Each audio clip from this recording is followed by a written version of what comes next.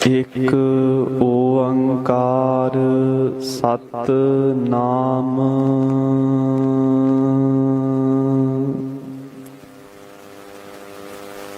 ਕਰਤਾ ਪੁਰਖ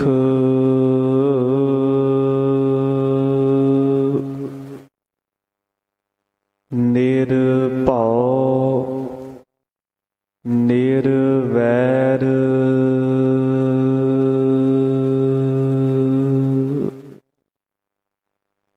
ਅਕਾਲ ਮੂਰਤ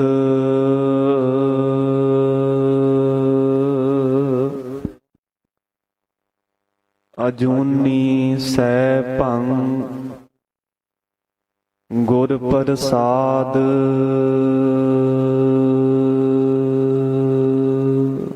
ਜਪ ਆਦ ਸੱਚ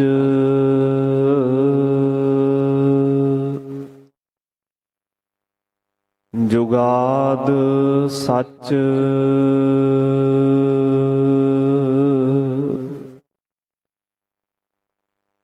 ਹੈ ਭੀ ਸੱਚ।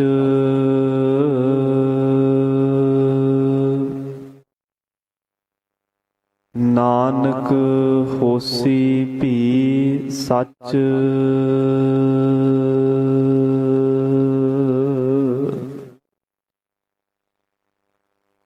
ਜਿਉ ਜਲ ਮਹਿ ਜਲ ਆਏ ਖਟਾਨਾ,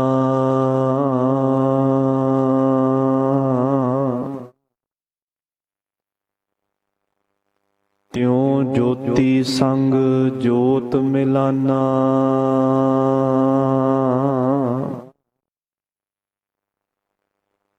ਮਿਟ ਗਏ ਗਵਨ ਪਾਏ ਬਿਸਰਾਮ,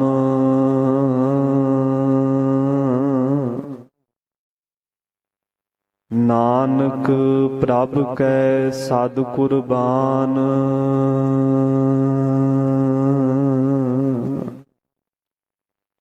ਜਿਉ ਬੁਲਾਵਹਿ ਤਿਉ ਬੋਲਹਿ ਸੁਆਮੀ,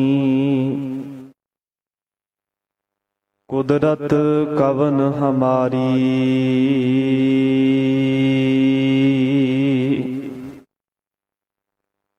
ਸਾਧ ਸੰਗ ਨਾਨਕ ਜਸ ਗਾਇਓ,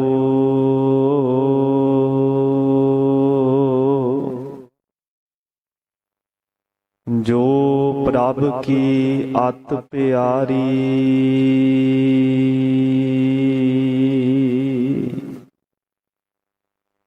ਕਹਾਂ ਬੁੱਧ ਪ੍ਰਭ ਤੁਛ ਹਮਾਰੀ,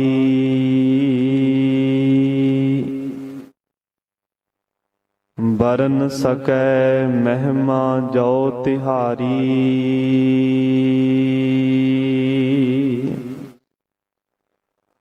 ਹਮ ਨਾ ਸਕਤ ਕਰ ਸਿਫਤ ਤੁਮਾਰੀ,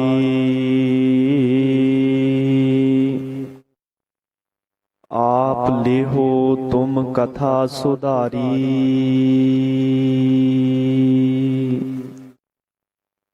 ਹਮ ਨਾ ਸਕਤ ਕਰ ਸਿਫਤ ਤੁਮਾਰੀ,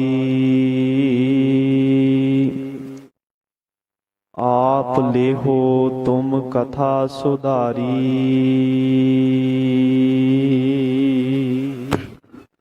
ਸਤਨਾਮ ਸ੍ਰੀ ਵਾਹਿਗੁਰੂ ਸਾਹਿਬ ਜੀ।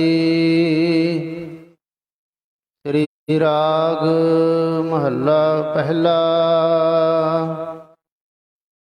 ਭਰਮੇ ਪਾਹੇ ਨ ਵਿਜਵੈ, ਜੇ ਭਵੈ ਦਸੰਤਰ ਦੇਸ। ਅੰਤਰ ਮੈਲ ਨ ਉਤਰੈ, ਤ੍ਰਿਗ ਜੀਵਨ ਤ੍ਰਿਗ ਵੇਸ। ਭਰਮੇ ਪਾਹੇ ਨ ਵਿਜਵੈ, ਜੇ ਭਵੈ ਦਸੰਤਰ ਦੇਸ। ਅੰਤਰ ਮੈਲ ਨ ਉਤਰੈ, ਤ੍ਰਿਗ ਜੀਵਨ ਤ੍ਰਿਗ ਵੇਸ। ਵਾਹਿਗੁਰੂ ਜੀ ਕਾ ਖਾਲਸਾ, ਵਾਹਿਗੁਰੂ ਜੀ ਕੀ ਫਤਿਹ। ਪਰਮ ਸਤਿਕਾਰਯੋਗ ਦੀਨਾ ਬੰਧੂ ਭਗਤ ਵਸ਼ਲ ਕਰੁਣਾ ਨਿਦਾਨ ਅੰਤਰਜਾਮੀ ਸਤਿਗੁਰੂ ਗਰੀਬ ਨਿਵਾਜ ਕਰੋੜਾਂ ਖੰਡਾਂ ਬ੍ਰਹਿਮੰਡਾਂ ਦੇ ਮਾਲਕ ਧੰਨ ਧੰਨ ਸ੍ਰੀ ਗੁਰੂ ਗ੍ਰੰਥ ਸਾਹਿਬ ਜੀ ਦੀ ਅਪਾਰ ਕਿਰਪਾ ਸਦਕਾ ਸਤਿਗੁਰਾਂ ਦੇ ਪਾਵਨ ਦਰਬਾਰ ਅੰਦਰ ਅੰਮ੍ਰਿਤ ਵੇਲੇ ਦੇ ਸੁੰਦਰ ਦੀਵਾਨ ਸਜੇ ਹਨ। ਸਜੇ ਹੋਏ ਦੀਵਾਨਾਂ ਅੰਦਰ ਸਤਿਗੁਰੂ ਜੀ ਨੇ ਪ੍ਰਕਾਸ਼ਮਾਨ ਹੋ ਕੇ ਸਰਬੱਤ ਸੰਗਤਾਂ ਨੂੰ ਖੁੱਲੇ ਦਰਸ਼ਨ ਦੀਦਾਰ ਬਖਸ਼ਿਸ਼ ਕੀਤੇ। ਉਪਰੰਤ ਪੰਜ ਬਾਣੀਆਂ ਦੇ ਨਿਤਨੇਮ ਸੁਖਮਨੀ ਸਾਹਿਬ ਦੇ ਪਾਠ ਅਤੇ ਆਸਾ ਦੀ ਵਾਰ ਦਾ ਰਸ ਪਿੰਨਾ ਸ਼ਬਦ ਕੀਰਤਨ ਹੋਇਆ ਹੈ। ਆਓ ਮਨ ਚਿਤ ਬਿਰਤੀਆਂ ਇਕਾਗਰ ਕਰਕੇ ਨਿਤਾ ਪ੍ਰਤੀ ਦੀ ਮਰਿਆਦਾ ਅਨੁਸਾਰ ਪਾਵਨ ਗੁਰਬਾਣੀ ਦੀ ਲੜੀਵਾਰ ਕਥਾ ਵਿਚਾਰ ਸਰਵਣ ਕਰੀਏ ਜੀ। ਸਤਿਗੁਰੂ ਸ੍ਰੀ ਗੁਰੂ ਗ੍ਰੰਥ ਸਾਹਿਬ ਮਹਾਰਾਜ ਜੀ ਦੀ ਇਹ ਮਹਾਨ ਬਖਸ਼ਿਸ਼ ਹੈ ਜੋ ਗੁਰਬਾਣੀ ਦੁਆਰਾ ਸਤਿਗੁਰੂ ਮਹਾਰਾਜ ਨਿਤਾ ਪ੍ਰਤੀ ਉਪਦੇਸ਼ ਬਖਸ਼ਿਸ਼ ਕਰਦੇ ਨੇ। ਜਿੱਥੇ ਲੜੀਵਾਰ ਕਥਾ ਵਿਚਾਰ ਦਾ ਸਮਾਂ ਹੋਇਆ ਹੈ ਉਥੇ ਅੱਜ ਸ਼੍ਰੀਮਾਨ 108 ਪੰਥ ਰਤਨ ਵਿਦਿਆ ਮਾਰਤੰਡ ਨਾਮ ਬਾਣੀ ਦੇ ਰਸੀਏ ਭਗਤੀ ਰਸ ਵਿੱਚ ਭਿੱਜੀ ਆਤਮਾ ਸੰਤ ਗਿਆਨੀ ਗੁਰਬਚਨ ਸਿੰਘ ਜੀ ਖਾਲਸਾ ਪਿੰਡਰਾਂ ਵਾਲੇ ਮਹਾਂਪੁਰਖਾਂ ਦੀ ਬਰਸੀ ਹੈ। 15 ਹਾੜ 1969 ਈਸਵੀ ਨੂੰ ਮਹਾਂਪੁਰਖਾਂ ਨੇ ਆਪਣਾ ਸਰੀਰਕ ਚੋਲਾ ਤਿਆਗਿਆ। ਅਸਲ ਵਿੱਚ ਜਦੋਂ ਨੰਗਲੀ ਤੋਂ ਹੁੰਦਾ ਹੋਇਆ ਸਾਰਾ ਜਥਾ ਮਹਿਤੇ ਦਲੀਪ ਸਿੰਘ ਸ਼ਾਹ ਪਰਿਵਾਰ ਦੇ ਕੋਲ ਪਹੁੰਚਿਆ ਤੇ ਤਕਰੀਬਨ 13-14 ਹਾੜ ਦੀ ਦਰਮਿਆਨੀ ਰਾਤ ਨੂੰ ਮਹਾਂਪੁਰਖਾਂ ਨੂੰ ਸਾਹ ਦਾ ਦੌਰਾ ਅਚਾਨਕ ਪਿਆ ਤੇ ਅਸਲ ਵਿੱਚ ਸਰੀਰ ਦੀ ਬਿਮਾਰੀ ਢਿੱਲ ਮੱਠ ਤਾਂ ਇੱਕ ਬਹਾਨਾ ਬਣਾਇਆ, ਬਹਾਨਾ ਘੜਿਆ। ਉਂਝ ਉਹਨਾਂ ਦਾ ਮਨ ਬਣਿਆ ਸਰੀਰਕ ਚੋਲਾ ਤਿਆਗਣ ਦਾ ਤੇ ਚੋਲੇ ਨੂੰ ਤਿਆਗਣ ਵਾਸਤੇ ਉਹਨਾਂ ਨੇ ਬਿਮਾਰੀ ਦਾ ਬਹਾਨਾ ਬਣਾਇਆ। ਐਸੇ ਮਹਾਂਪੁਰਖ ਵਿਦਿਆ ਰਤਨ ਵਿਦਿਆ ਮਾਰਤੰਡ ਜਿਨ੍ਹਾਂ ਤੇ ਕਲਗੀਧਰ ਪਾਤਸ਼ਾਹ ਦੀ ਅਪਾਰ ਬਖਸ਼ਿਸ਼ ਸੀ, ਜਿਨ੍ਹਾਂ ਨੇ ਤਾ ਉਮਰ ਗੁਰਬਾਣੀ ਅਤੇ ਗੁਰਬਾਣੀ ਦੀ ਕਥਾ ਕਰਨ ਵਿੱਚ ਹੀ ਆਪਣਾ ਸਾਰਾ ਜੀਵਨ ਲਾ ਦਿੱਤਾ। ਅਸਲ ਵਿੱਚ ਜਦੋਂ ਸ੍ਰੀ ਗੁਰੂ ਗੋਬਿੰਦ ਸਿੰਘ ਮਹਾਰਾਜ ਚਮਕੌਰ ਦੀ ਜੰਗ ਜਿੱਤਣ ਤੋਂ ਬਾਅਦ ਲੱਖੀ ਜੰਗਲ ਤੋਂ ਹੁੰਦੇ ਹੋਏ ਮਾਲਵੇ ਦੇ ਇਲਾਕੇ ਵਿੱਚ ਆਏ ਨੇ, ਉਦੋਂ ਗੁਰੂ ਸਾਹਿਬ ਨੇ ਅਖਾੜੇ ਨਗਰ ਦੇ ਵਿੱਚ ਵੀ ਆਪਣੇ ਚਰਨ ਪਾਏ ਸੀ ਤੇ ਅਖਾੜੇ ਨਗਰ ਦੀ ਮਾਤਾ ਜਿਸ ਦਾ ਨਾਮ ਇਤਿਹਾਸ ਵਿੱਚ ਸੇਵੀ ਲਿਖਿਆ ਹੈ, ਮਾਤਾ ਸੇਵੀ ਨੇ ਬੜੀ ਭਾਵਨਾ ਨਾਲ ਸੇਵਾ ਕੀਤੀ। ਗੁਰੂ ਸਾਹਿਬ ਨੂੰ ਸਵਾਦਲੇ ਮਿੱਠੇ ਪਕਵਾਨ, ਦੁੱਧ, ਮਲਾਈਆਂ ਇਤਿਆਦਿਕ ਛਕਾਇਆ। ਸਤਿਗੁਰੂ ਸਾਹਿਬ ਮਾਤਾ ਦੀ ਸੇਵਾ ਦੇ ਉੱਪਰ ਅਤਿਅੰਤ ਪ੍ਰਸੰਨ ਹੋਏ ਤੇ ਪ੍ਰਸੰਨਤਾ ਕਰਕੇ ਬਖਸ਼ਿਸ਼ ਕਰਕੇ ਸਤਿਗੁਰੂ ਜੀ ਨੇ ਇਹ ਬਖਸ਼ਿਸ਼ ਭਰਿਆ ਬਚਨ ਕਰ ਦਿੱਤਾ ਕਿ ਇਸ ਮਾਈ ਨੇ ਬੜੀ ਖੁਸ਼ੀ ਨਾਲ ਸੇਵਾ ਕੀਤੀ ਹੈ, ਇਹਦੀ ਕੁਲ ਦੇ ਵਿੱਚ ਐਸੇ ਮਹਾਤਮਾ ਮਹਾਂਪੁਰਖ ਜਨਮ ਲੈਣਗੇ ਜਿਹੜੇ ਸਿੱਖੀ ਦਾ ਪ੍ਰਚਾਰ ਤੇ ਪ੍ਰਸਾਰ ਕਰਨਗੇ, ਅਨੇਕਾਂ ਵਿਦਿਆਰਥੀਆਂ ਨੂੰ ਗੁਰਬਾਣੀ ਦੇ ਅਰਥ ਪੜ੍ਹਾ ਕੇ ਗੁਰੂ ਦੇ ਲੜ ਲਾਉਣਗੇ। ਇਹ ਬਚਨ ਸ੍ਰੀ ਗੁਰੂ ਗੋਬਿੰਦ ਸਿੰਘ ਮਹਾਰਾਜ ਦੀ ਰਸਨਾ ਤੋਂ ਨਿਕਲੇ ਸਨ। ਸਤਿਗੁਰਾਂ ਦੇ ਬਚਨਾਂ ਦੀ ਬਦੌਲਤ ਮਾਤਾ ਦਾ ਇੱਕ ਲੜਕਾ ਸੀ ਜਿਸ ਨੇ ਅੰਮ੍ਰਿਤ ਪਾਨ ਕੀਤਾ ਤੇ ਨਾਮ ਮੁਹੱਬਤ ਸਿੰਘ ਰੱਖਿਆ। ਫਿਰ ਪੀੜ੍ਹੀ ਦਰ ਪੀੜ੍ਹੀ ਵੰਸ਼ ਚੱਲੀ ਤੇ ਇਸੇ ਵੰਸ਼ ਵਿੱਚ ਸਤਿਕਾਰਯੋਗ ਬਾਬਾ ਰੂੜ ਸਿੰਘ ਜੀ ਤੇ ਮਾਤਾ ਆਨੰਦ ਕੌਰ ਦੀ ਕੁੱਖੋਂ ਸ਼੍ਰੀਮਾਨ ਸੰਤ ਗਿਆਨੀ ਗੁਰਬਚਨ ਸਿੰਘ ਜੀ ਖਾਲਸਾ ਪਿੰਡਰਾਂ ਵਾਲਿਆਂ ਦਾ ਜਨਮ ਹੋਇਆ। ਅਜੇ 13 ਕੁ ਮਹੀਨੇ ਦੀ ਉਮਰ ਸੀ ਜਦੋਂ ਮਾਤਾ ਜੀ ਅਕਾਲ ਚਲਾਣਾ ਕਰ ਗਏ ਸਨ। ਉਸ ਤੋਂ ਬਾਅਦ ਵਿੱਚ ਬਚਪਨ ਵਿੱਚ ਮਹਾਂਪੁਰਖਾਂ ਦੀ ਪਰਵਰਿਸ਼ ਉਹਨਾਂ ਦੀ ਦਾਦੀ ਜੀ ਨੇ ਕੀਤੀ ਹੈ ਤੇ ਬਚਪਨ ਤੋਂ ਲੈ ਕੇ ਗੁਰੂ ਘਰ ਨਾਲ, ਸੰਗਤ ਨਾਲ, ਗੁਰਬਾਣੀ ਨਾਲ ਬੜੀ ਲਗਨ ਸੀ, ਕਿਉਂਕਿ ਪਰਿਵਾਰ ਦਾ ਪਿਛੋਕੜ ਗੁਰੂ ਘਰ ਨਾਲ ਜੁੜਿਆ ਸੀ। ਪੀੜ੍ਹੀਆਂ ਤੋਂ ਗੁਰੂ ਦੀ ਸੰਗਤ ਕਰਦੇ ਸੀ। ਐਸੇ ਮਹਾਂਪੁਰਖਾਂ ਦਾ ਜੀਵਨ ਬਿਰਤਾਂਤ ਬਹੁਤ ਲੰਬਾ ਪ੍ਰਸੰਗ ਹੈ ਕਿ ਕਿਵੇਂ ਉਹਨਾਂ ਨੇ ਮਹਾਂਪੁਰਖਾਂ ਦੀ ਸੰਗਤ ਵਿੱਚ ਆ ਕੇ ਸ੍ਰੀਮਾਨ ਸੰਤ ਸੁੰਦਰ ਸਿੰਘ ਜੀ ਦੇ ਨਾਲ ਜਥੇ ਵਿੱਚ ਰਹਿ ਕੇ ਗੁਰਬਾਣੀ ਦੇ ਅਰਥ ਪੜ੍ਹੇ, ਵਿਦਿਆ ਪੜ੍ਹੀ, ਕਥਾ ਤੋਂ ਪ੍ਰਭਾਵਿਤ ਹੋ ਕੇ ਵੱਡੇ ਮਹਾਂਪੁਰਖ ਸੰਤ ਸੁੰਦਰ ਸਿੰਘ ਦੀ ਕਥਾ ਤੋਂ ਪ੍ਰਭਾਵਿਤ ਹੋ ਕੇ ਟਕਸਾਲ ਦੇ ਵਿੱਚ ਜਥੇ ਦੇ ਵਿੱਚ ਆਏ।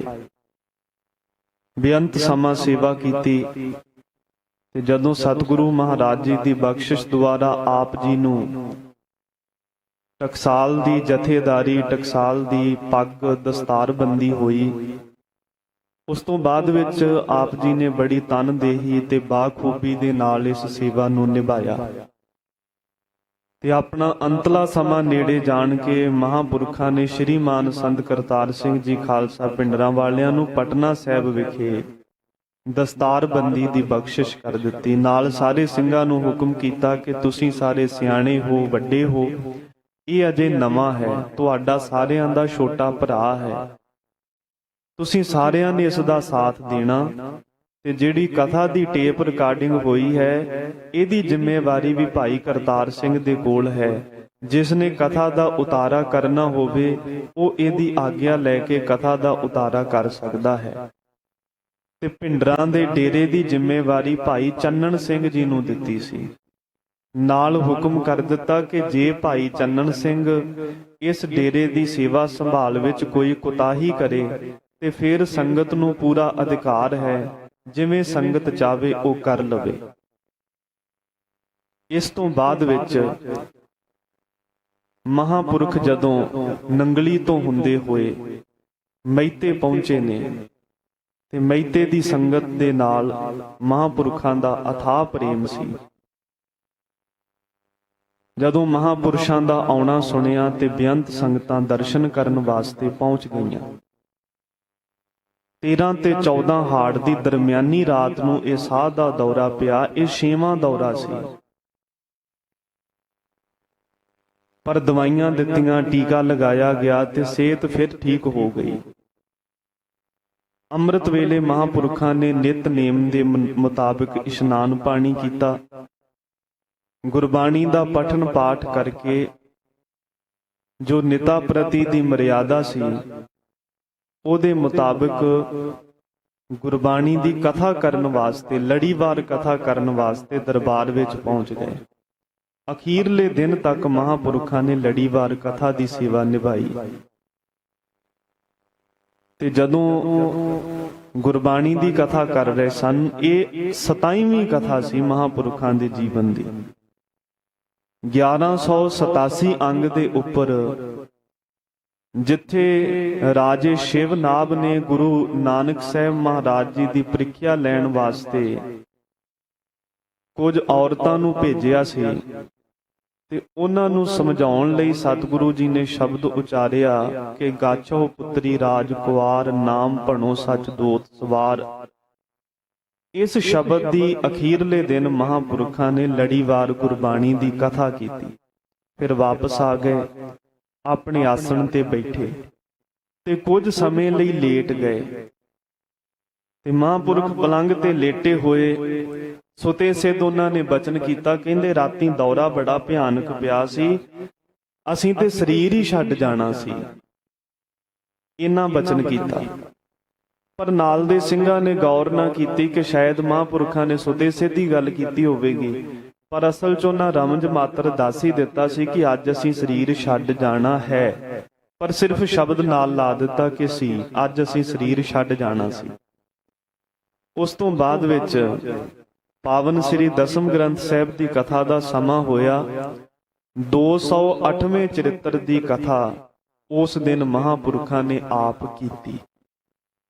ਸਾਰਾ ਦਿਨ ਗੁਰਬਾਣੀ ਦਾ ਪਠਨ ਪਾਠ ਹੁੰਦਾ ਰਿਹਾ। ਜਿਹੜੇ 50 ਅੰਗ ਹਰ ਰੋਜ਼ ਮਹਾਂਪੁਰਖ ਬਾਣੀ ਦੇ ਸੁਣਦੇ ਸੀ ਉਹ ਸੁਣੇ। 52 ਅੱਖਰੀ, ਫਿਰ ਸੁਖਮਨੀ ਸਾਹਿਬ ਦਾ ਪਾਠ, ਸ੍ਰੀ ਰਾਗ ਦੇ ਵਿੱਚ ਪਹਿਰੇ ਇਤਿਆਦਿਕ ਗੌੜੀ 52 ਅੱਖਰੀ ਭਗਤ ਕਬੀਰ ਜੀ ਦੀ, ਇਹਨਾਂ ਸਾਰੀਆਂ ਬਾਣੀਆਂ ਦਾ ਪਾਠ ਮਹਾਂਪੁਰਖ ਸੰਤ ਕਰਤਾਰ ਸਿੰਘ ਜੀ ਦੀ ਰਸਨਾ ਤੋਂ ਸਰਵਣ ਕੀਤਾ। ਸ਼ਾਮਾਂ ਪਈਆਂ ਤੇ ਗੁਰਪ੍ਰਤਾਪ ਸੂਰਜ ਗ੍ਰੰਥ ਦੀ ਕਥਾ ਦਾ ਸਮਾਂ ਹੋਇਆ। ਮਹਾਂਪੁਰਖ ਆਪ ਚੱਲ ਕੇ ਕਥਾ ਕਰਨ ਵਾਸਤੇ ਗਏ। 1 ਘੰਟਾ ਲਗਾਤਾਰ ਕਥਾ ਕੀਤੀ ਤੇ ਸੰਤ ਕਰਤਾਰ ਸਿੰਘ ਜੀ ਨੇ ਨਾਲੋਂ ਇਸ਼ਾਰਾ ਕਰਕੇ ਆਖਿਆ ਕਿ ਮਹਾਂਪੁਰਖੋ ਹੁਣ 1 ਘੰਟਾ ਹੋ ਗਿਆ, ਸਮਾਪਤੀ ਕਰੀਏ। ਵੈਸੇ ਤਾਂ ਮਹਾਂਪੁਰਖ ਇਸ ਤੋਂ ਵੀ ਜ਼ਿਆਦਾ ਸਮਾਂ ਕਥਾ ਕਰਦੇ ਰਹਿੰਦੇ ਸੀ, ਪਰ ਸੰਤ ਕਰਤਾਰ ਸਿੰਘ ਜੀ ਨੇ ਮਨ ਵਿੱਚ ਸੋਚਿਆ ਕਿ ਸਿਹਤ ਥੋੜੀ ਜਿਹੀ ਅਸਤ ਵਿਅਸਤ ਹੈ, ਸਿਹਤ ਨਾਸਾਜ਼ ਹੈ, ਇਸ ਕਰਕੇ ਜ਼ਿਆਦਾ ਸਰੀਰ ਨੂੰ ਖੇਚਲ ਨਾ ਦਿੱਤੀ ਜਾਵੇ। ਆਖਿਆ ਮਹਾਂਪੁਰਖੋ ਸਮਾਪਤੀ ਕਰੋ। ਇੰਨੇ ਨੂੰ ਬਾਬਾ ਮੇਹਰ ਸਿੰਘ ਵੀ ਦੀਵਾਨ ਦੇ ਵਿੱਚ ਪਹੁੰਚ ਗਏ। ਉਹਨਾਂ ਦਾ ਦੀਵਾਨ ਵਿੱਚ ਆਉਣਾ ਵੇਖ ਕੇ ਮਹਾਂਪੁਰਖਾਂ ਨੇ ਸੁਤੇ ਸਿੱਧ ਬਚਨ ਕੀਤਾ ਕਿ ਚੰਗਾ ਹੋਇਆ ਮੇਹਰ ਸਿੰਘਾ, ਤੂੰ ਜਿਉਂਦਿਆਂ ਜਿਉਂਦਿਆਂ ਹੀ ਮਿਲ ਗਿਆ। ਫਿਰ ਵੀ ਕਿਸੇ ਸਿੰਘ ਨੂੰ ਰਮਜ ਦਾ ਪਤਾ ਨਹੀਂ ਲੱਗਿਆ। ਇੰਜ ਹੀ ਸੋਚਿਆ ਕਿ ਸ਼ਾਇਦ ਕੋਈ ਸੁਤੇ ਸਿੱਧ ਹੀ ਬਚਨ ਕੀਤਾ ਹੋਵੇ। ਚੰਗਾ ਹੋਇਆ ਮੇਹਰ ਸਿੰਘਾ, ਤੂੰ ਜਿਉਂਦਿਆਂ ਜਿਉਂਦਿਆਂ ਸਾਨੂੰ ਮਿਲ ਗਿਆ। ਸਮਾਪਤੀ ਕਰਕੇ ਪ੍ਰਸ਼ਾਦਾ ਪਾਣੀ ਛਕ ਕੇ ਆਪਣੇ ਆਸਣ ਦੇ ਉੱਪਰ ਲੇਟੇ ਨੇ ਤੇ ਇਹ ਹੁਣ 14 ਤੇ 15 ਹਾੜ ਦੀ ਦਰਮਿਆਨੀ ਰਾਤ ਹੈ 1969। ਤੇ ਸੰਤ ਕਰਤਾਰ ਸਿੰਘ ਮਹਾਂਪੁਰਖਾਂ ਨੂੰ ਆਪਣੇ ਤੋਂ ਉੱਚੇ ਆਸਣ ਦੇ ਉੱਪਰ ਬਿਠਾ ਕੇ ਬਾਣੀ ਦਾ ਪਾਠ ਸਰਵਣ ਕੀਤਾ। ਤੇ ਹਾੜ ਦੇ ਦਿਨ ਹੋਣ ਕਰਕੇ ਬੜਾ ਘੁੰਮਾ ਗੁੰਮ ਜਿਹਾ ਲੱਗਾ ਸੀ ਤੇ ਫਿਰ ਅਚਾਨਕ ਬੱਦਲਵਾਈ ਹੋ ਗਈ, ਮੀਂਹ ਦਾ ਮੌਸਮ ਬਣ ਗਿਆ।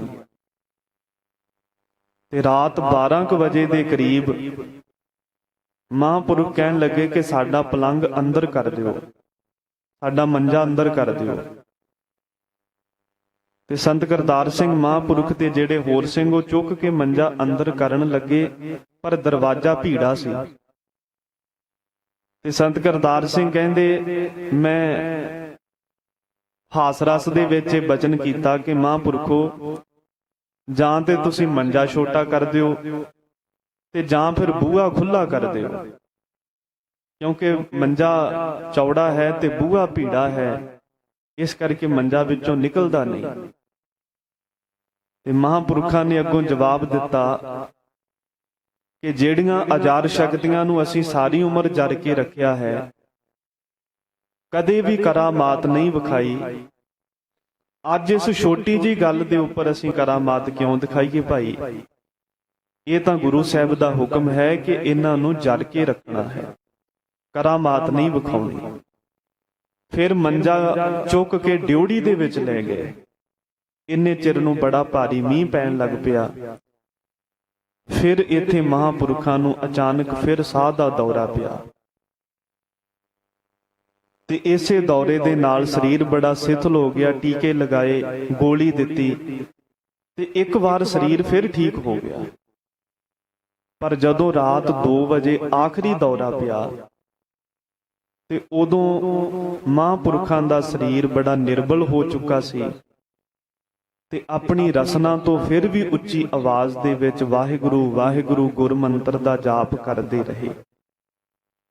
ਤੇ ਇਹਨਾਂ ਬਚਨ ਮਹਾਂਪੁਰਖਾਂ ਨੇ ਅਖੀਰ ਸਮੇਂ ਕੀਤਾ ਕਿ ਹੁਣ ਸਾਡਾ ਸਰੀਰ ਬੇਕਾਬੂ ਹੋ ਗਿਆ ਹੈ। ਇਤਨਾ ਬਚਨ ਕਰਕੇ ਵਾਹਿਗੁਰੂ ਮੰਤਰ ਦਾ ਜਾਪ ਕਰਦਿਆਂ ਕਰਦਿਆਂ ਮਹਾਂਪੁਰਖਾਂ ਨੇ ਬੁਲੰਦ ਆਵਾਜ਼ ਵਿੱਚ ਸਾਰੇ ਸਿੰਘਾਂ ਦੇ ਨਾਲ ਫਤਿਹ ਦੀ ਸਾਂਝ ਪਾਈ ਤੇ ਸਵਾਸ ਸਹਿਜੇ ਸਹਿਜੇ ਹੌਲੇ ਹੌਲੇ ਹੁੰਦੇ ਹੋਏ ਅਖੀਰ ਮਹਾਂਪੁਰਖਾਂ ਦੇ ਸਵਾਸ ਸ਼ਾਂਤ ਹੋ ਗਏ। ਜਿਉਂ ਜਲ ਮਹਿ ਜਲ ਆਏ ਖਟਾਨਾ, ਤਿਉਂ ਜੋਤੀ ਸੰਗ ਜੋਤ ਮਿਲਾਨਾ, ਮਿਟ ਗਏ ਗਵਨ ਪਾਏ ਬਿਸਰਾਮ, ਨਾਨਕ ਪ੍ਰਭ ਕੈ ਸਦ ਕੁਰਬਾਨ। ਸੂਰਜ ਕਿਰਨ ਮਿਲੇ ਜਲ ਕਾ ਜਲ ਹੁਆ ਰਾਮ, ਜੋਤੀ ਜੋਤ ਰਲੀ ਸੰਪੂਰਨ ਥੀਆ ਰਾਮ। ਅੱਜ ਉਹਨਾਂ ਮਹਾਂਪੁਰਖਾਂ ਦੀ ਬਰਸੀ ਹੈ 15 ਹਾੜ 1969 ਵਾਲੇ ਦਿਨ।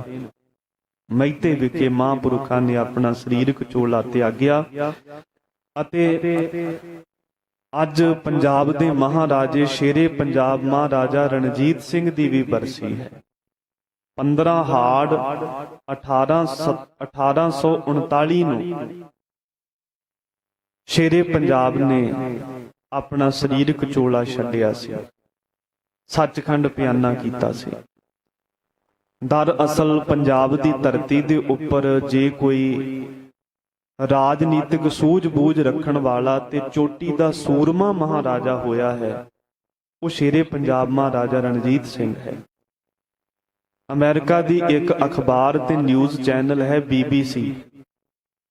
BBC ਚੈਨਲ ਨੇ ਪਿਛਲੇ ਦਿਨੀ ਆਪਣੇ 5000 ਪਾਠਕਾਂ ਦਾ ਇੱਕ ਸਰਵੇ ਕੀਤਾ ਤੇ ਉਸ ਸਰਵੇ ਦੀ ਰਿਪੋਰਟ ਦੇ ਮੁਤਾਬਕ 5000 ਪਾਠਕਾਂ ਦਾ ਇਹ ਕਹਿਣਾ ਸੀ, ਉਹਨਾਂ ਤੋਂ ਪੁੱਛਿਆ ਗਿਆ ਕਿ ਤੁਸੀਂ ਅੱਜ ਤੱਕ ਕਿਹੜੇ ਰਾਜੇ ਨੂੰ ਸਭ ਤੋਂ ਜ਼ਿਆਦਾ ਬਲਸ਼ਾਲੀ, ਸਿਆਣਾ ਤੇ ਸੂਰਮਾ ਮੰਨਦੇ ਹੋ, ਤੇ ਉਹਨਾਂ ਪਾਠਕਾਂ ਦੇ ਸਰਵੇ ਮੁਤਾਬਕ BBC ਦਾ ਇਹ ਫੈਸਲਾ ਹੈ ਕਿ ਪੰਜਾਬ ਦੀ ਧਰਤੀ ਦੇ ਉੱਪਰ ਸ਼ੇਰੇ ਪੰਜਾਬ ਮਹਾਰਾਜਾ ਰਣਜੀਤ ਸਿੰਘ ਦੁਨੀਆ ਦਾ ਇੱਕੋ ਇੱਕ ਖੈਰ-ਖਵਾਹ ਬਾਦਸ਼ਾਹ ਹੈ, ਜਿਹੜਾ ਰਾਜਨੀਤਿਕ ਸੂਝ-ਬੂਝ ਦੇ ਵਿੱਚ ਵੀ ਬਹੁਤ ਉੱਚ ਕੋਟੀ ਦਾ ਨੀਤੀਵਾਨ ਸੀ ਤੇ ਸੂਰਮਾ ਵੀ ਚੋਟੀ ਦਾ ਸੀ, ਜਿਸ ਨੇ ਪੰਜਾਬ ਦੇ ਵਿੱਚ ਖਿਲਰੀ ਹੋਈ ਸਿੱਖ ਤਾਕਤ ਨੂੰ ਇਕੱਠਿਆਂ ਕਰਕੇ ਖਾਲਸਾ ਰਾਜ ਸਥਾਪਿਤ ਕਰ ਦਿੱਤਾ।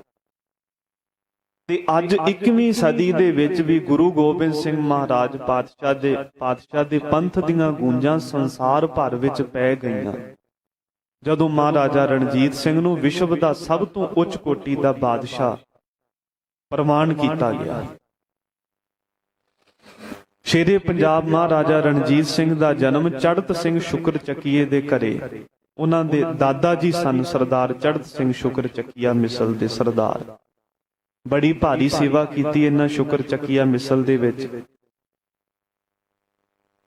ਤੇ ਇਹੀ ਚੜ੍ਹਤ ਸਿੰਘ ਸ਼ੁਕਰ ਚੱਕੀਆ ਸਨ ਜਿਨ੍ਹਾਂ ਨੇ ਅਹਿਮਦ ਸ਼ਾਹ ਅਬਦਾਲੀ ਦਾ ਮੂੰਹ ਭੰਨਿਆ ਸੀ। ਇਹਨਾਂ ਸਾਰੇ ਸੂਰਮਿਆਂ ਨੇ ਰਲ ਮਿਲ ਕੇ ਉਹਦਾ ਅੱਗੋਂ ਟਾਕਰਾ ਕੀਤਾ। ਵੈਸੇ ਕੋਈ ਅਣਜਾਣ ਹੀ ਹੋਵੇਗਾ ਜਿਹੜਾ ਪੰਜਾਬ ਦਾ ਬਾਸ਼ਿੰਦਾ ਅਬਦਾਲੀ ਦੇ ਹਮਲਿਆਂ ਬਾਰੇ ਨਹੀਂ ਜਾਣਦਾ, ਕਿਉਂਕਿ ਅਬਦਾਲੀ ਇੱਕ ਬੜਾ ਖਤਰਨਾਕ ਲੁਟੇਰਾ ਸੀ। ਹਿੰਦੁਸਤਾਨ ਦੇ ਉੱਪਰ 8 ਹਮਲੇ ਕਰਕੇ ਉਸਨੇ ਇਥੋਂ ਦੀਆਂ ਬਹੁ ਬੇਟੀਆਂ, ਧਨ ਦੌਲਤ, ਮਾਲ ਅਸਬਾਬ ਤੇ ਈਵਨ ਕਿ ਜਿਹੜੇ ਧਰਮ ਮੰਦਰ ਬਣੇ ਸੀ ਉਹਨਾਂ ਦਾ ਸੋਨਾ ਤੇ ਦਰਵਾਜ਼ੇ ਵੀ ਲੁੱਟ ਲਏ। ਭਾਰੀ ਲੁੱਟ ਖਸੁੱਟ ਕਰਦਾ ਰਿਹਾ। ਤੇ ਜਦੋਂ ਜਾਟ, ਰਾਜਪੂਤ, ਮਰਾਠੇ ਸਾਰਿਆਂ ਦੀ ਤਾਕਤ ਦਾ ਲੱਕ ਤੋੜ ਕੇ ਰੱਖ ਦਿੱਤਾ, ਉਦੋਂ ਪੰਜਾਬ ਦੇ ਜੇਤੂ ਜਰਨੈਲ ਗੁਰੂ ਗੋਬਿੰਦ ਸਿੰਘ ਮਹਾਰਾਜ ਪਾਤਸ਼ਾਹ ਦੇ ਖੰਡੇ ਦੀ ਧਾਰ ਤੋਂ ਜਨਮ ਲੈਣ ਵਾਲੇ ਗੁਰੂ ਕੇ ਖਾਲਸਿਆਂ ਨੇ ਅਬਦਾਲੀ ਨੂੰ ਐਸੇ ਚਣੇ ਚਬਾਏ ਕਿ ਜਿੰਨੇ ਮਰਾਠੇ, ਰਾਜਪੂਤ ਤੇ ਜਾਟਾਂ ਦੀਆਂ ਬਾਹਾਂ ਖੜੀਆਂ ਕਰਵਾ ਦਿੱਤੀਆਂ ਸੀ, ਉਹਨਾਂ ਦੇ ਹੱਥ ਖੜੇ ਕਰਾ ਦਿੱਤੇ ਸੀ। ਉਹ ਅਬਦਾਲੀ ਵੀ ਖਾਨ ਬਹਾਦਰ ਜ਼ਕਰੀਆ ਖਾਨ ਕੋਲੋਂ ਪੁੱਛਣ ਲੱਗਾ ਕਿ ਇਹ ਸਿੱਖ ਕੌਮ ਕਿਹੜੀ ਕੌਮ ਹੈ ਜਿਨੇ ਮੇਰੇ ਦਲ ਨੂੰ ਭਾਜੜਾਂ ਪਾ ਦਿੱਤੀਆਂ ਨੇ। ਤੋਂ ਬੜਾ ਲੰਬਾ ਚੌੜਾ ਇਤਿਹਾਸ ਦਾ ਪ੍ਰਸੰਗ ਹੈ।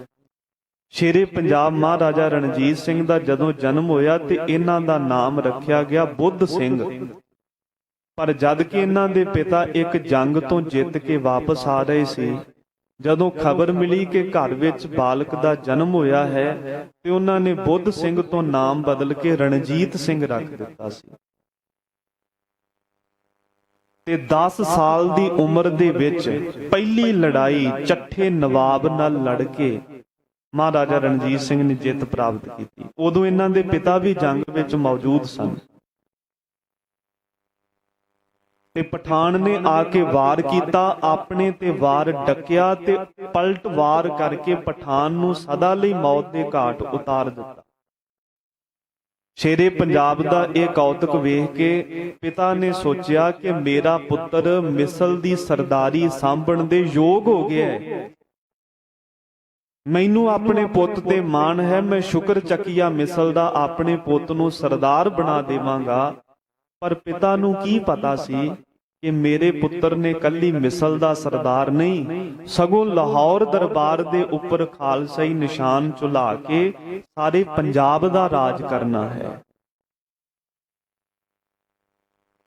ਤੇ ਜਦੋਂ ਸ਼ੇਰੇ ਪੰਜਾਬ ਮਹਾਰਾਜਾ ਰਣਜੀਤ ਸਿੰਘ ਜਵਾਨ ਹੋਇਆ, ਪਹਿਲਾ ਵਿਆਹ ਬਟਾਲੇ ਦੇ ਵਿੱਚ ਕਨ੍ਹਈਆ ਮਿਸਲ ਦੇ ਸਰਦਾਰ ਜੈ ਸਿੰਘ ਦੀ ਪੁੱਤਰੀ ਤੇ ਸਰਦਾਰ ਗੁਰਬਖਸ਼ ਸਿੰਘ ਦੀ ਪੁੱਤਰੀ ਮਹਿਤਾਬ ਕੌਰ ਦੇ ਨਾਲ ਬਟਾਲੇ ਵਿੱਚ ਹੋਇਆ। ਇਹ ਵਿਆਹ 1796 ਦੇ ਵਿੱਚ ਹੋਇਆ ਹੈ ਸਾਧ ਸੰਗਤ ਜੀ। ਤੇ ਇਸ ਦੀ ਕੁੱਖੋਂ ਮਹਾਰਾਜਾ ਸ਼ੇਰ ਸਿੰਘ ਪੈਦਾ ਹੋਏ। ਇਸੇ ਤਰ੍ਹਾਂ ਦੂਸਰਾ ਵਿਆਹ ਸਰਦਾਰ ਰਣ ਸਿੰਘ ਨਕਈ ਦੀ ਧੀ ਬੀਬੀ ਦਤਾਰ ਕੌਰ ਦੇ ਨਾਲ ਹੋਇਆ। ਅਸਲ ਵਿੱਚ ਦਾਤਾਰ ਕੌਰ ਦਾ ਪੇਕਿਆਂ ਦੇ ਘਰ ਦਾ ਨਾਮ ਰਾਜ ਕੌਰ ਸੀ, ਤੇ ਚੂੰਕਿ ਮਹਾਰਾਜਾ ਰਣਜੀਤ ਸਿੰਘ ਦੀ ਮਾਤਾ ਦਾ ਨਾਮ ਵੀ ਰਾਜ ਕੌਰ ਸੀ, ਇਸ ਕਰਕੇ ਮਹਾਰਾਜੇ ਨੇ ਨਾਮ ਬਦਲ ਕੇ ਰਾਜ ਕੌਰ ਤੋਂ ਦਾਤਾਰ ਕੌਰ ਰੱਖਿਆ। ਇਹ ਦੂਸਰੀ ਸ਼ਾਦੀ ਸੀ। ਤੇ ਤੀਸਰੀ ਸ਼ਾਦੀ ਸ਼ੇਰੇ ਪੰਜਾਬ ਦੀ ਪਿੰਡ ਚਾੜ, ਜ਼ਿਲ੍ਹਾ ਸਿਆਲਕੋਟ, ਪਾਕਿਸਤਾਨ ਦੇ ਰਹਿਣ ਵਾਲੇ ਜੱਟ ਮੰਨਾ ਸਿੰਘ ਔਲਖ ਦੀ ਧੀ ਮਹਾਰਾਣੀ ਜਿੰਦ ਕੌਰ ਦੇ ਨਾਲ ਹੋਇਆ। ਇਹਦੀ ਕੁੱਖੋਂ ਸਿੱਖ ਰਾਜ ਦਾ ਆਖਰੀ ਬਾਦਸ਼ਾਹ ਮਹਾਰਾਜਾ ਦਲੀਪ ਸਿੰਘ ਜਨਮ ਲੈਂਦਾ ਹੈ। ਤੇ ਚੌਥਾ ਵਿਆਹ ਸਰਦਾਰ ਸਾਹਿਬ ਸਿੰਘ ਰਈਸ ਦੀ ਵਿਧਵਾ ਦੇ ਨਾਲ, ਜਿਸ ਦਾ ਨਾਮ ਇਤਿਹਾਸ ਵਿੱਚ ਰਤਨ ਕੌਰ ਲਿਖਿਆ ਹੈ, ਉਹਦੇ ਨਾਲ ਹੋਇਆ। ਤੇ ਪੰਜਵਾਂ ਵਿਆਹ ਮਹਾਰਾਜੇ ਦਾ ਰਾਣੀ ਦਇਆ ਕੌਰ ਦੇ ਨਾਲ ਹੋਇਆ। ਇਸ ਤੋਂ ਬਾਅਦ ਵਿੱਚ ਫਿਰ ਮੁਹਿੰਮ ਚੱਲਦੀ ਹੈ ਖਾਲਸਾ ਰਾਜ ਨੂੰ ਸਥਾਪਿਤ ਕਰਨ ਦੀ। ਜਿਹੜੀ ਨਕਈਆਂ ਤੇ ਕਨ੍ਹਈਆਂ ਦੀ ਮਿਸਲ ਸੀ, ਇਹ ਦੋਵੇਂ ਮਿਸਲਾਂ ਸਹੁਰਿਆਂ ਦੀਆਂ ਸੀ।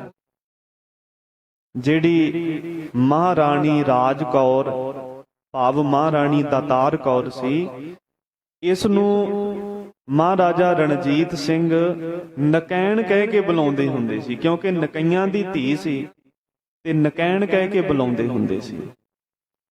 ਨਕਈਆਂ ਤੇ ਕਨ੍ਹਈਆਂ ਦੀ ਮਿਸਲ ਤਾਂ ਇਸ ਕਰਕੇ ਮਿਲ ਗਈ ਕਿਉਂਕਿ ਸਹੁਰਿਆਂ ਦੀ ਮਿਸਲ ਸੀ। ਤੇ ਤੀਸਰੀ ਸ਼ੁਕਰ ਚੱਕੀਆ ਮਿਸਲ ਦੇ ਵਿੱਚ ਸ਼ੇਰੇ ਪੰਜਾਬ ਦਾ ਆਪਣਾ ਜਨਮ ਹੋਇਆ ਸੀ, ਉਹ ਮਿਸਲ ਵੀ ਮਿਲ ਗਈ। ਤੇ ਚੌਥੀ ਸੀ ਆਲੂ ਵਾਲੀਆ ਮਿਸਲ।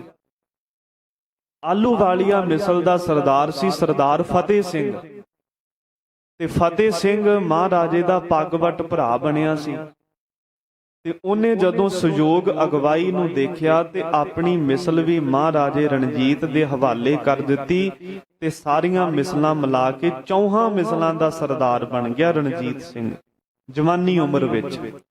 ਫਿਰ ਅੰਮ੍ਰਿਤਸਰ, ਜੰਮੂ, ਲਾਹੌਰ ਇਤਿਆਦਿਕ ਨਾਰੋਵਾਲ, ਫਿਰ ਇਹਨਾਂ ਛੋਟੀਆਂ-ਛੋਟੀਆਂ ਰਿਆਸਤਾਂ ਨੂੰ ਫਤਿਹ ਕਰਨਾ ਸ਼ੁਰੂ ਕੀਤਾ। ਤੇ ਜਿਵੇਂ ਜਿਵੇਂ ਸ਼ੇਰੇ ਪੰਜਾਬ ਨੇ ਆਪਣੇ ਰਾਜ ਦਾ ਪ੍ਰਬੰਧ ਤੇ ਰਾਜ ਦੀ ਸੀਮਾ ਨੂੰ ਆਪਣੀਆਂ ਹੱਦਾਂ ਤੋਂ ਵਧਾਉਣਾ ਸ਼ੁਰੂ ਕੀਤਾ, ਉਵੇਂ-ਉਵੇਂ ਅੰਗਰੇਜ਼ਾਂ ਨੂੰ ਵੀ ਕਾਂਬਾ ਛਿੜਦਾ ਗਿਆ। ਤੇ ਜਿਹੜੀਆਂ ਸਤਲੁਜ ਤੋਂ ਪਾਰ ਵਾਲੀਆਂ ਰਿਆਸਤਾਂ ਸੀ, ਉਹ ਵੀ ਡਰ ਗਈਆਂ, ਕਿਉਂਕਿ ਜਦੋਂ ਪਿਸ਼ੌਰ ਤੇ ਮੁਲਤਾਨ ਦੇ ਉੱਪਰ ਵੀ ਮਹਾਰਾਜੇ ਨੇ ਜਿੱਤ ਪ੍ਰਾਪਤ ਕਰ ਲਈ। ਜਦੋਂ ਮੁਲਤਾਨ ਦੀ ਮੁਹਿੰਮ ਤੇ ਚੜ੍ਹਨ ਲੱਗਾ ਤੇ ਮਹਾਰਾਜੇ ਨੂੰ ਅਚਾਨਕ ਸੁਨੇਹਾ ਮਿਲ ਗਿਆ ਕਿ ਜਸਵੰਤ ਰਾਓ ਹੋਲਕਰ ਦਾ ਅੰਗਰੇਜ਼ਾਂ ਦੇ ਨਾਲ ਝਗੜਾ ਹੋ ਗਿਆ। ਅੰਗਰੇਜ਼ ਧੱਕੇ ਨਾਲ ਉਹਦਾ ਰਾਜ ਮੱਲਣਾ ਚਾਹੁੰਦੇ ਨੇ ਤੇ ਜਸਵੰਤ ਰਾਓ ਹੋਲਕਰ ਨੇ ਆਪਣੇ ਹਲਕਾਰੇ ਭੇਜ ਕੇ ਮਹਾਰਾਜੇ ਤੋਂ ਮਦਦ ਮੰਗੀ ਸੀ। ਤੇ ਰਣਜੀਤ ਸਿੰਘ ਨੇ ਉਸੇ ਵੇਲੇ ਮੁਲਤਾਨ ਫਤਿਹ ਕਰਨ ਦੀ ਮੁਹਿੰਮ ਨੂੰ ਉੱਥੇ ਰੋਕ ਦਿੱਤਾ ਤੇ ਆਪ ਉਸੇ ਵਕਤ ਜਸਵੰਤ ਰਾਓ ਹੋਲਕਰ ਦੀ ਮਦਦ ਕਰਨ ਵਾਸਤੇ ਤੁਰਿਆ। ਕੁਝ ਸਿੱਖ ਸਰਦਾਰਾਂ ਨੇ ਆਖਿਆ ਕਿ ਅੱਜ ਜਸਵੰਤ ਰਾਓ ਦੇ ਨਾਲ ਖੜ ਕੇ ਸਾਨੂੰ ਅੰਗਰੇਜ਼ਾਂ ਦੇ ਨਾਲ ਸਿੱਧੀ ਟੱਕਰ ਲੈਣੀ ਚਾਹੀਦੀ ਹੈ। ਪਰ ਕੁਝ ਸਿੱਖ ਜਰਨੈਲਾਂ ਦਾ ਇਹ ਖਿਆਲ ਸੀ, ਜਿਨ੍ਹਾਂ ਵਿੱਚ ਸਰਦਾਰ ਫਤਿਹ ਸਿੰਘ ਆਹਲੂਵਾਲੀਆ ਸਨ, ਉਹਨਾਂ ਨੇ ਆਖਿਆ ਕਿ ਸਾਨੂੰ ਕਦੇ ਵਾਸਤੇ ਵੀ ਅਜੇ ਸਿੱਧੀ ਟੱਕਰ ਨਹੀਂ ਲੈਣੀ ਚਾਹੀਦੀ, ਕਿਉਂਕਿ ਅੰਗਰੇਜ਼ਾਂ ਨਾਲ ਸਾਡੀ ਸਿੱਧੀ ਕੋਈ ਗੱਲਬਾਤ ਲੜਾਈ ਹੋਈ ਨਹੀਂ, ਸਗੋਂ ਵਿੱਚ ਪੈ ਕੇ ਸੁਲ੍ਹਾ ਕਰਵਾਉਣੀ ਚਾਹੀਦੀ ਹੈ। ਤੇ ਸ਼ੇਰੇ ਪੰਜਾਬ ਨੇ ਜਦੋਂ ਸੁਲ੍ਹਾ ਕਰਵਾਈ ਜਸਵੰਤ ਰਾਓ ਹੋਲਕਰ ਤੇ ਅੰਗਰੇਜ਼ਾਂ ਦੇ ਵਿੱਚ, ਇਹ ਆਪਣੇ ਆਪ ਵਿੱਚ ਮਹਾਰਾਜੇ ਰਣਜੀਤ ਦੀ ਬਹੁਤ ਵੱਡੀ ਇੱਕ ਜਿੱਤ ਸੀ, ਜਿਹੜੀ ਬਿਨਾਂ ਲੜਾਈ ਲੜਨ ਤੋਂ ਹੀ ਉਹਨਾਂ ਨੂੰ ਜਿੱਤ ਪ੍ਰਾਪਤ ਹੋ ਗਈ। ਫਿਰ ਅੰਗਰੇਜ਼ਾਂ ਦੇ ਨਾਲ ਸੁਲ੍ਹਾ ਹੋਈ ਤੇ ਜਦੋਂ ਮਹਾਰਾਜੇ ਨੇ ਪਿਸ਼ਾਵਰ ਨੂੰ ਫਤਿਹ ਕੀਤਾ ਤੇ ਪਿਸ਼ਾਵਰ ਨੂੰ ਫਤਿਹ ਕਰਨ ਵਾਸਤੇ ਪਹਿਲਾਂ 5000 ਸਿੱਖਾਂ ਨੂੰ ਦਰਿਆ ਤੋਂ ਪਾਰ ਕੀਤਾ ਗਿਆ, ਵੇਖਣ ਵਾਸਤੇ ਕਿ ਮੁਗਲਾਂ ਦਾ ਪ੍ਰਬੰਧ ਕਿਹੋ ਜਿਹਾ ਹੈ। ਮੁਗਲ ਪਠਾਨ ਪਹਾੜੀਆਂ ਦੇ ਓਲੇ ਘਾਤ ਲਾ ਕੇ ਬੈਠੇ ਰਹੇ।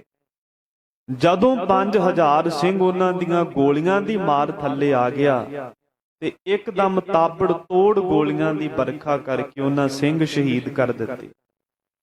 ਜਦੋਂ ਇਹ ਖਬਰ ਮਹਾਰਾਜੇ ਨੂੰ ਪ੍ਰਾਪਤ ਹੋਈ ਤੇ ਅਟਕ ਦਰਿਆ ਤੋਂ ਪਿਛਲੇ ਪਾਸੇ ਸੀ, ਇਹਦੀਆਂ ਅੱਖਾਂ ਵਿੱਚ ਲਹੂ ਉਤਰ ਆਇਆ ਤੇ ਉਸੇ ਵਕਤ ਜੰਗ ਕਰਨ ਦਾ ਐਲਾਨ ਕਰ ਦਿੱਤਾ ਤੇ ਨਾਲ ਆਖਿਆ ਕਿ ਅਟਕ ਦਰਿਆ ਦੇ ਉੱਪਰ ਬੇੜੀਆਂ ਦਾ ਪੁਲ ਨਹੀਂ ਬੰਨਿਆ ਜਾਵੇਗਾ, ਸਗੋਂ ਘੋੜਿਆਂ ਦੇ ਸਮੇਤ ਹੀ ਅਟਕ ਦਰਿਆ ਦੇ ਵਿੱਚ ਠਿੱਲ ਜਾਣਾ ਹੈ।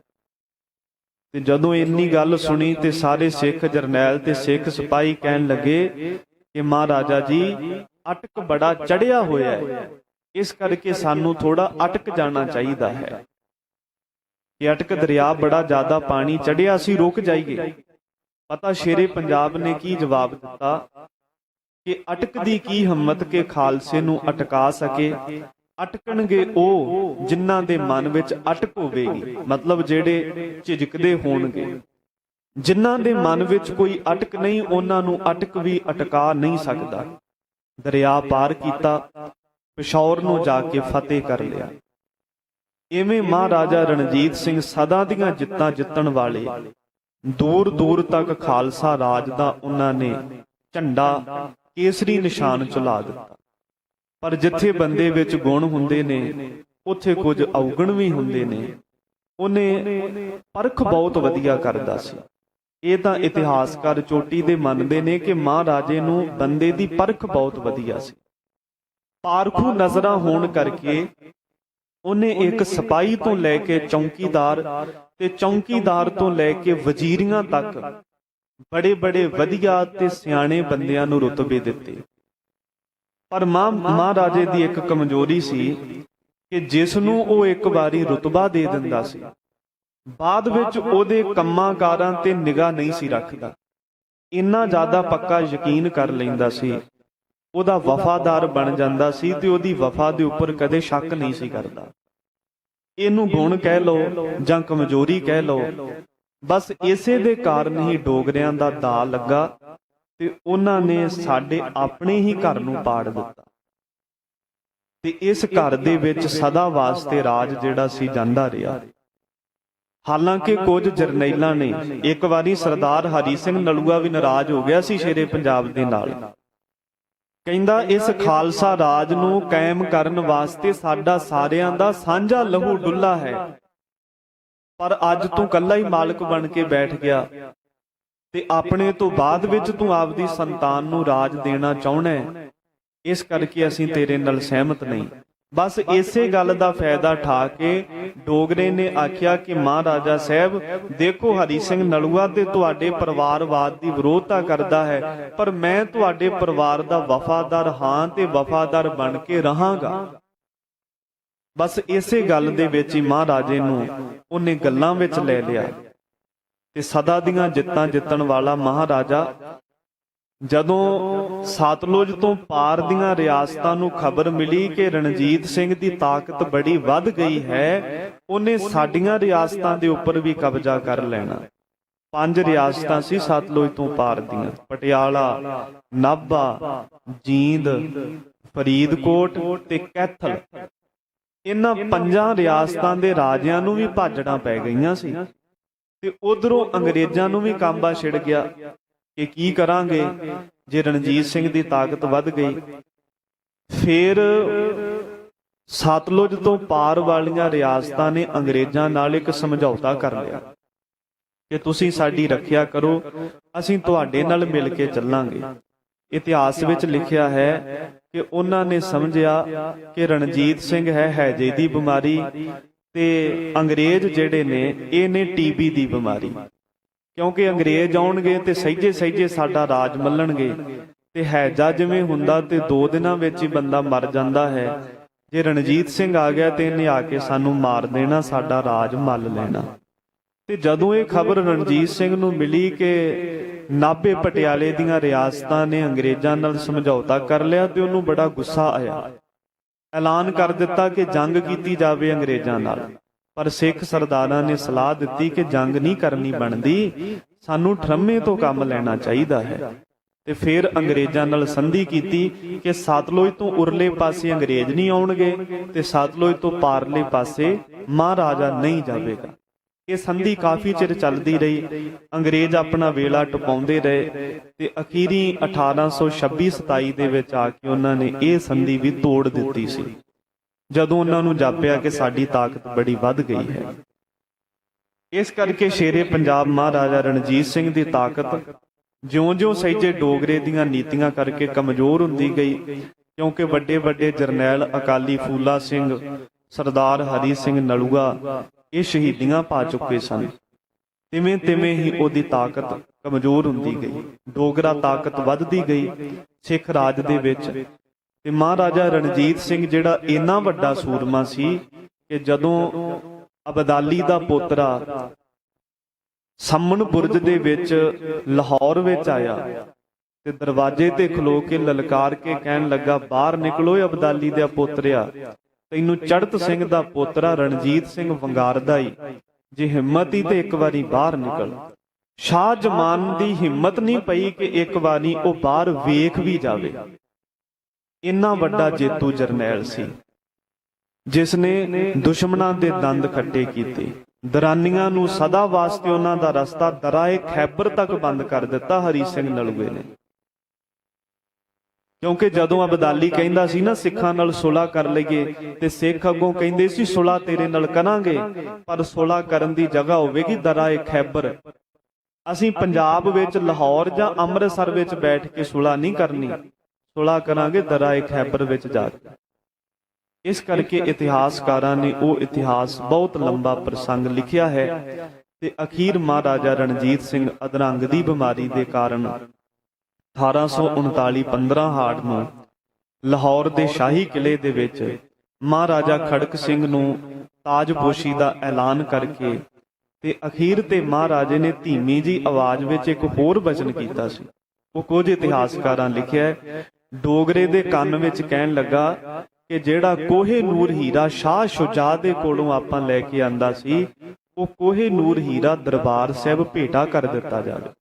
ਪਰ ਡੋਗਰੇ ਨੇ ਇਹ ਗੱਲ ਅਣਗੌਲੀ ਕਰ ਦਿੱਤੀ। ਪਰ ਮਹਾਰਾਜਾ ਤੇ ਉਦੋਂ ਬੇਵੱਸ ਹੋ ਚੁੱਕਾ ਸੀ। ਇਹ ਆਖਰੀ ਦਰਬਾਰ ਸੀ ਸਿੱਖ ਰਾਜ ਦਾ, ਤੇ ਆਖਰੀ ਦਰਬਾਰ ਸੀ ਮਹਾਰਾਜਾ ਰਣਜੀਤ ਸਿੰਘ ਦਾ। ਇਸ ਤੋਂ ਬਾਅਦ ਉਹ ਅਕਾਲ ਚਲਾਣਾ ਕਰ ਗਿਆ ਤੇ ਸਦਾ ਵਾਸਤੇ ਸਿੱਖ ਰਾਜ ਖੇਰੂ ਖੇਰੂ ਹੋ ਗਿਆ। ਇਸ ਕਰਕੇ 2 ਮਹਾਨ ਸ਼ਖਸੀਅਤਾਂ ਦੀ ਅੱਜ ਬਰਸੀ ਹੈ, ਸ਼ੇਰੇ ਪੰਜਾਬ ਮਹਾਰਾਜਾ ਰਣਜੀਤ ਸਿੰਘ ਤੇ ਮਹਾਂਪੁਰਖ ਸੰਤ ਗਿਆਨੀ ਗੁਰਬਚਨ ਸਿੰਘ। ਬਹੁਤ ਵਧੀਆ ਲਿਖਿਆ ਕਵੀ ਮੁਹੰਮਦ ਸ਼ਾਹ ਮੁਹੰਮਦ ਨੇ ਕਿ ਮਹਾਬਲੀ ਰਣਜੀਤ ਸਿਉ ਹੋਇਆ ਪੈਦਾ, ਨਾਲ ਜੋਰ ਦੇ ਮੁਲਕ ਹਿਲਾ ਗਿਆ, ਮੁਲਤਾਨ ਕਸ਼ਮੀਰ ਪਿਸ਼ੌਰ ਚੰਬਾ ਜੰਮੂ ਕਾਂਗੜਾ ਕੋਟ ਨਿਵਾਏ ਗਿਆ, ਦੇਸ਼ ਹੋਰ ਲੱਦਾਖ ਤੇ ਚੀਨ ਤੋੜੀ। ਚੀਨ ਤੱਕ ਸਿੱਖਾਂ ਦਾ ਰਾਜ ਸੀ।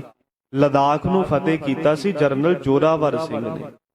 ਦੇਸ਼ ਹੋਰ ਲਦਾਖ ਤੇ ਚੀਨ ਤੋੜੀ, ਸਿੱਕਾ ਆਪਣੇ ਨਾਮ ਚਲਾਏ ਗਿਆ। ਸ਼ਾਹ ਮੁਹੰਮਦਾ ਜਾਨ 50 ਬਰਸਾਂ, ਅੱਛਾ ਰੱਜ ਕੇ ਰਾਜ ਕਮਾਏ ਗਿਆ। ਤਕਰੀਬਨ 50 ਸਾਲ ਸਿੱਖ ਕੌਮ ਦੀ ਵਾਗ ਡੋਰ ਸੰਭਾਲੀ।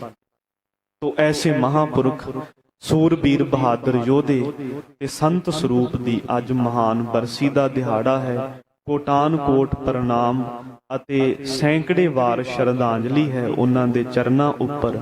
ਆਓ ਹੁਣ ਜੋ ਲੜੀਵਾਰ ਗੁਰਬਾਣੀ ਵਿਚਾਰ ਹੈ, ਮਨ ਬਿਰਤੀਆਂ ਇਕਾਗਰ ਕਰਕੇ ਸਰਵਣ ਕਰੀਏ ਜੀ। ਸਤਨਾਮ ਸ੍ਰੀ ਵਾਹਿਗੁਰੂ ਸਾਹਿਬ ਜੀ। ਸ੍ਰੀ ਰਾਗ ਮਹੱਲਾ ਪਹਿਲਾ। ਪਰਮੇ ਪਾਹੇ ਨਾ ਵਿਜਵੈ ਜੇ ਭਵੈ ਦਸੰਤਰ ਦੇਸ। ਸ੍ਰੀ ਰਾਗ ਅੰਦਰ ਸ੍ਰੀ ਗੁਰੂ ਨਾਨਕ ਦੇਵ ਮਹਾਰਾਜ ਜੀ ਦਾ ਪਵਿੱਤਰ ਸ਼ਬਦ ਹੈ। ਹਜੂਰ ਬਖਸ਼ਿਸ਼ ਕਰਦੇ ਨੇ ਕਿ ਭਰਮੇ ਭਾਵ ਭਰਮਣ ਦੇ ਨਾਲ, ਭਟਕਣਾ ਨਾਲ ਕਦੇ ਵੀ ਪਾਹੇ ਭਾਵ ਤ੍ਰਿਸ਼ਨਾ ਦੀ ਅਗਨੀ ਬੁਝਦੀ ਨਹੀਂ ਹੈ। ਭਾਵ ਕਿ ਕੋਈ ਦੇਸ਼ਾਂ ਦੇ ਸ਼ਾਂਤਰਾਂ ਦਾ ਰਟਨ ਕਰ ਲਵੇ ਜਾਂ ਫਿਰ ਤੀਰਥਾਂ ਦਾ ਭਰਮਣ ਕਰ ਲਵੇ, ਭਰਮਣ ਕਰਨ ਦੇ ਨਾਲ ਤ੍ਰਿਸ਼ਨਾ ਦੀ ਅੱਗ ਕਦੇ ਨਹੀਂ ਬੁਝਦੀ।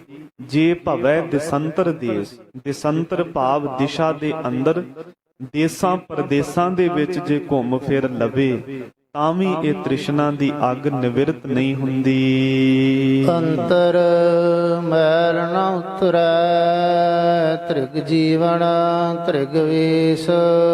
ਹਿਰਦੇ ਅੰਦਰੋਂ ਪਾਪਾਂ ਤੇ ਵਿਕਾਰਾਂ ਦੀ ਮੈਲ ਉਤਰਦੀ ਨਹੀਂ, ਤੇ ਜਦੋਂ ਤੱਕ ਉਹ ਮੈਲ ਨਹੀਂ ਲੱਥਦੀ, ਗਰੀਬ ਨਵਾਜ ਕਹਿੰਦੇ ਤ੍ਰਿਗ ਜੀਵਨ ਤ੍ਰਿਗ ਵੇਸ, ਉਦੋਂ ਤੱਕ ਇਸ ਜੀਵਨ ਨੂੰ ਵੀ ਤਿਰਕਾਰ ਹੈ, ਫਿਟਕਾਰਾਂ ਨੇ। ਤੇ ਜਿਹੜਾ ਵੇਸ ਭਾਵ ਬਸਤਰ ਲਿਬਾਸ ਬੰਦਾ ਬੜੇ ਵਧੀਆ ਚਮਕੀਲੇ ਤੇ ਇਸੇ ਤਰ੍ਹਾਂ ਮਹਿੰਗੇ ਮੁੱਲ ਦੇ ਬਸਤਰ ਪਾਉਂਦਾ ਹੈ, ਗਰੀਬ ਨਵਾਜ ਪਾਤਸ਼ਾਹ ਕਹਿੰਦੇ ਉਸ ਭੇਸ ਨੂੰ ਵੀ ਤਿਰਕਾਰ ਹੈ। ਹੋਰ ਕਿਤੈ ਭਗਤ ਨਾ ਹੋਵਈ ਬਿਨ ਸਤਿਗੁਰ ਕੇ ਉਪਦੇਸ਼। ਹੋਰ ਕਿਸੇ ਪਾਸੋਂ ਵੀ ਨਾਮਦਾਨ ਲੈ ਕੇ ਪਰਮੇਸ਼ਰ ਦੀ ਭਗਤੀ ਨਹੀਂ ਹੋ ਸਕਦੀ ਬਿਨ ਸਤਿਗੁਰ ਕੇ ਉਪਦੇਸ਼। ਸਤਿਗੁਰੂ ਮਹਾਰਾਜ ਜੀ ਦੇ ਉਪਦੇਸ਼ ਤੋਂ ਬਗੈਰ, ਜਿਸ ਦੇ ਉੱਪਰ ਮਿਹਰ ਭਰਿਆ ਹੱਥ ਰੱਖ ਕੇ ਸਤਿਗੁਰੂ ਸਾਹਿਬ ਸੱਚੇ ਨਾਮ ਦਾ ਉਪਦੇਸ਼ ਬਖਸ਼ਣ, ਉਹੀ ਸੱਚੇ ਨਾਮ ਦੀ ਕਮਾਈ ਕਰਕੇ ਭਗਤੀ ਦੇ ਵਿੱਚ ਲੀਨ ਹੋ ਸਕਦਾ ਹੈ। ਮਨ ਰੇ ਗੁਰਮੁਖ ਅਗਨ ਨਿਵਾਰ। ਗਰੀਬ ਨਵਾਜ ਪਾਤਸ਼ਾਹ ਕਹਿੰਦੇ, ਹੇ ਮੇਰੇ ਮਨ, ਮੁਖੀ ਗੁਰਾਂ ਦੁਆਰਾ ਉਪਦੇਸ਼ ਪ੍ਰਾਪਤ ਕਰਕੇ ਤ੍ਰਿਸ਼ਨਾ ਦੀ ਅਗਨੀ ਨੂੰ ਨਿਵਾਰ ਭਾਵ ਨਿਵਿਰਤ ਕਰ। ਜਿਹੜੀ ਅੱਗ ਹਰ ਜੀਵ ਦੇ ਅੰਦਰੋਂ ਸ਼ੁਭ ਗੁਣਾਂ ਨੂੰ ਸਾੜਦੀ ਹੈ, ਦੇਵੀ ਗੁਣਾਂ ਦੀ ਸੰਪਦਾ ਨੂੰ ਸਾੜ ਕੇ ਸਵਾਹ ਕਰਕੇ ਆਸੁਰੀ ਸੰਪਦਾ ਨੂੰ ਜੋ ਵਧਾਉਂਦੀ ਹੈ, ਉਹ ਤ੍ਰਿਸ਼ਨਾ ਦੀ ਅੱਗ ਨੂੰ ਖਤਮ ਕਰ। ਗੁਰ ਕਾ ਕਹਿਆ ਮਨ ਵਸੈ ਹਉਮੈ ਤ੍ਰਿਸ਼ਨਾ ਮਾਰ। ਗਰੀਬ ਨਵਾਜ ਪਾਤਸ਼ਾਹ ਬਖਸ਼ਿਸ਼ ਕਰਦੇ ਹਨ ਕਿ ਜਦੋਂ ਗੁਰੂ ਦਾ ਕਿਹਾ ਹੋਇਆ ਬਚਨ ਭਾਵ ਗੁਰੂ ਦੇ ਫਰਮਾਏ ਹੋਏ ਮਹਾਵਾਕ ਹਿਰਦੇ ਵਿੱਚ ਵਸ ਜਾਣ ਤੇ ਹਉਮੈ ਤ੍ਰਿਸ਼ਨਾ ਮਾਰ, ਉਹਨਾਂ ਮਹਾਵਾਕਾਂ ਦੀ ਬਦੌਲਤ ਹਉਮੈ ਤੇ ਤ੍ਰਿਸ਼ਨਾ ਅੰਦਰੋਂ ਮਰ ਜਾਂਦੀ ਹੈ। ਅੰਦਰੋਂ ਤ੍ਰਿਸ਼ਨਾ ਅਗਨ ਬੁਝੀ ਹਰ ਅੰਮ੍ਰਿਤ ਸਰ ਨਾਤਾ। ਹਉਮੈ ਹੰਕਾਰ ਦੀਆਂ ਪੰਡਾਂ ਵੀ ਸਿਰੋਂ ਲੈ ਜਾਂਦੀਆਂ ਨੇ ਤੇ ਤ੍ਰਿਸ਼ਨਾ ਦੀ ਅੱਗ ਵੀ ਬੁਝ ਜਾਂਦੀ ਹੈ। ਰਹਾਉ ਵਿਸ਼ਰਾਮ ਦੇ ਕੇ ਬਖਸ਼ਿਸ਼ ਕਰਦੇ ਹਨ ਜੀ। ਮਨ ਮਾਨਕ ਨਿਰਮੋਲ ਹੈ RAM ਨਾਮ ਪਤ ਪਾਏ। ਸਤਿਗੁਰੂ ਜੀ ਬਖਸ਼ਿਸ਼ ਕਰਦੇ ਹਨ ਕਿ ਜੀਵ ਦਾ ਮਨ ਮਾਨਕ ਕਹੀਏ ਮੋਤੀ ਦੇ ਵਾਂਗ ਨਿਰਮੋਲ ਹੈ। ਨਿਰਮੋਲ ਤੋਂ ਭਾਵ ਕਿ ਜਿਹਦਾ ਕੋਈ ਮੁੱਲ ਨਹੀਂ, ਕੋਈ ਕੀਮਤ ਨਹੀਂ। ਇਹ ਮਨ ਬਹੁਤ ਮੁੱਲਵਾਨ ਹੈ, ਪਰੰਤੂ ਜਦੋਂ ਤੱਕ ਬੰਦਾ ਇਹਦੇ ਮੁੱਲ ਨੂੰ ਪਹਿਚਾਣਦਾ ਨਹੀਂ, ਉਦੋਂ ਤੱਕ ਇਹ ਮਨ ਕੌਡੀਆਂ ਦੇ ਭਾਅ ਚਲਾ ਜਾਂਦਾ ਹੈ। RAM ਨਾਮ ਪਤ ਪਾਏ। ਜੋ ਵਿਅਕਤੀ ਰਮੇ ਹੋਏ ਪਰਮੇਸ਼ਰ ਦਾ ਨਾਮ ਜਪਦਾ ਹੈ, ਉਹਦਾ ਹੀ ਮਨ ਕੀਮਤੀ ਹੈ, ਉਸ ਦਾ ਹੀ ਮਨ ਨਿਰਮੋਲਕ ਹੈ। ਜਿਸ ਨੇ RAM ਨਾਮ ਜਪਣ ਰੂਪੀ ਪਤ ਇੱਜ਼ਤ ਪ੍ਰਾਪਤ ਕੀਤੀ ਹੈ ਤੇ ਇਸ ਪਤ ਦੇ ਸਹਿਤ ਜੋ ਪਰਲੋਕ ਜਾਂਦਾ ਹੈ। ਮਿਲ ਸਤ ਸੰਗਤ ਹਰ ਪਾਈਐ ਗੁਰਮੁਖ ਹਰ ਲਿਵ ਲਾਏ।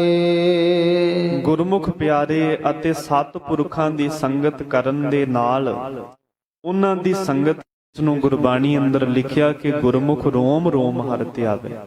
ਇਹ ਅਵਸਥਾ ਉਹਨਾਂ ਗੁਰਮੁਖ ਪਿਆਰਿਆਂ ਨੂੰ ਪ੍ਰਾਪਤ ਹੋਈ ਹੈ। ਸਤਿਗੁਰੂ ਸ੍ਰੀ ਗੁਰੂ ਗ੍ਰੰਥ ਸਾਹਿਬ ਮਹਾਰਾਜ ਪਾਤਸ਼ਾਹ ਜੀ ਨੇ ਇੱਥੋਂ ਤੱਕ ਪਾਵਨ ਬਾਣੀ ਦਾ ਉਪਦੇਸ਼ ਬਖਸ਼ਿਸ਼ ਕੀਤਾ ਹੈ।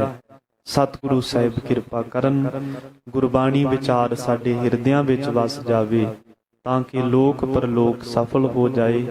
ਇੰਨੀਆਂ ਬੇਨਤੀਆਂ ਸਰਬੱਤ ਸੰਗਤ ਨੇ ਪ੍ਰਵਾਨ ਕਰਨੀਆਂ ਜੀ। ਵਿਚਾਰ ਕਰਦਿਆਂ ਹੋਈ ਭੁੱਲ ਚੁੱਕ ਦੀ ਖਿਮਾ ਬਖਸ਼ਣੀ, ਅੱਗੇ ਵਾਸਤੇ ਸਮਤ ਬਖਸ਼ਣੀ। ਸਰਬੱਤ ਸੰਗਤ